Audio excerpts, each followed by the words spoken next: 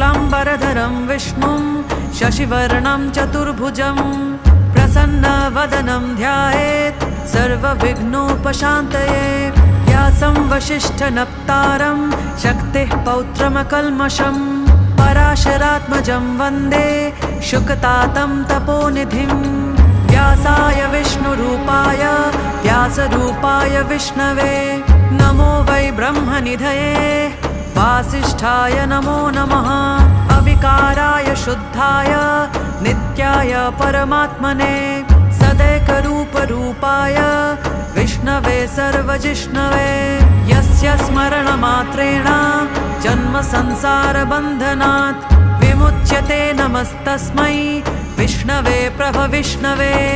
ॐ नमो विष्णवे प्रभविष्णवे। श्रीवैशम्पायन उवाच श्रुत्वा